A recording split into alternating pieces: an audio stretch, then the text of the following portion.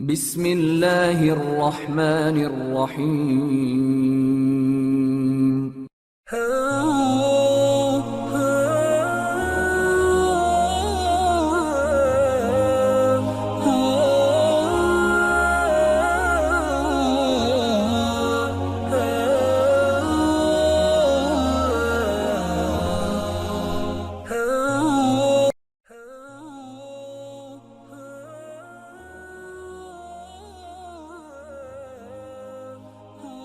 نبی کریم علیہ الصلوۃ والسلام کی ذات اقدس کے حوالے سے سلسلہ پنجتنی نے نوجوان نسل کی بہتر رہنمائی اور آگاہی کے لیے ایک سلسلہ وار پروگرام فوق البشر کی عنوان سے ترتیب دیا ہے۔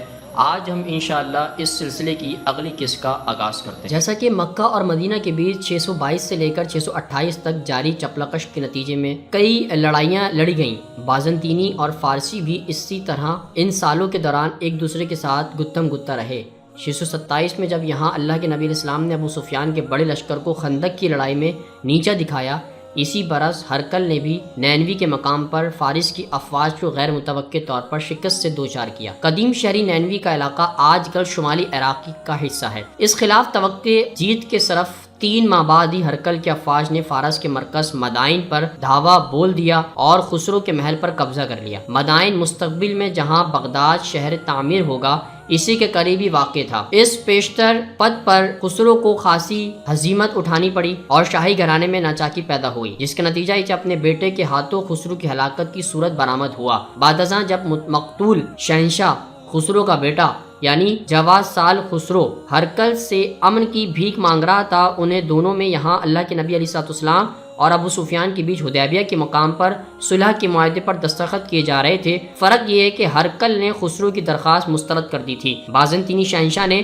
امن کی استدعا رد کرتے ہوئے پیش قدمی جاری رکھی اور فارسیوں کو مصر، شام، فلسطین اور اناطولیہ سے نکال کر باہر کیا۔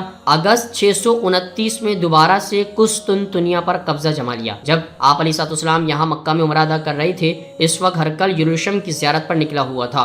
یہاں مکہ میں آپ علیہ الصلوۃ والسلام کے ہاتھوں وحدانیت کا بول بالا ہو رہا تھا، تو وہاں ہرقل حقیقی صلیب کا جائز وارث بن کر یروشلم پہنچ چکا تھا۔ بازنطینی تاریخ میں کہیں پر بھی اس بات کا ثبوت نہیں ملتا کہ ہرقل اپنے زمانے میں خطہ عرب کے جنوب میں رونما ہونے والی اس پیش رفت سے باخبر تھا۔ ویسے بھی وہ حجاز کی خبر کیوں رکھتا؟ اس خطے کی یادداشت میں تاریخی لحاظ سے عربوں نے ہمیشہ ہی خود کو الگ تھلگ رکھا تھا، بلکہ وہ کٹے ہوئے تھے۔ شمالی سلطنت میں جاری کشمکش اور سیاسی منظرنامے میں ان کا کردار ثانوی رہا تھا۔ بازنطینیوں کی نظر میں حجاز کی حیثیت ادنا تھی اور وہ اسے مضافاتی علاقہ شمار کرتے تھے، جس کا اس خطے کے عظیم کھیل میں کوئی حصہ نہیں تھا۔